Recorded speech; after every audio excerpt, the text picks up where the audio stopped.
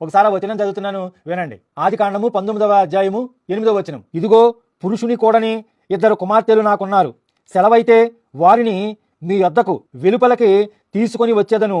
వారిని మీ మనస్సు వచ్చినట్లు చేయుడి. ఏమన్నాడు?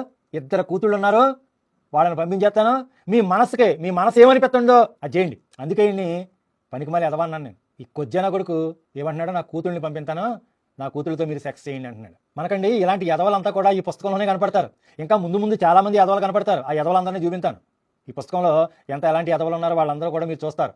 జాగ్రత్తగా మీరు నా యొక్క వీడియోని ఫాలో అవుతూ ఉంటే. అయితే ఈ లోతు, ఆ 2 దేవదూతలు లోతు ఇంటికి వెళ్ళడం ఎవరు చూశారంటే ఆ ఊళ్ళో ఉన్నటువంటి జనం అంతా చూశారు. చూసి లోతు ఇంటికి వచ్చేసారు. లోతు ఇంటికి వచ్చేసి, ఈ రాత్రి నీ ఇంటికి వచ్చినటువంటి వాళ్ళని బయటికి పంపించు, వాళ్ళతో మేము సెక్స్ చేయాలని అంటున్నారనమాట. పిల్లలతో సుద్దా కూడా అంటున్నారనమాట.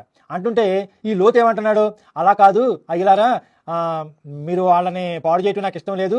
అవసరమైతే నాకు ఒక 2 కూతుళ్ళు ఉన్నారు, పురుషుని ఎరగని కూతుళ్ళు 2 ఉన్నారు, వాళ్ళిద్దరినే కూడా మీ దగ్గరికి పంపిస్తాను, మీరు ఎలా కావాలితే అలా చేయండి అని అంటున్నాడు.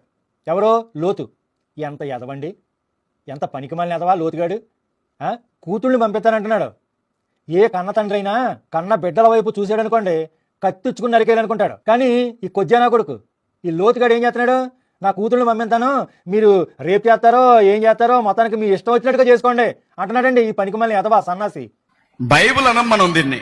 బొక్కడా బైబుల్, లంజల పుస్తకం. కరెక్ట్. ఇది కరెక్ట్ గా చెప్పేవయ్యా.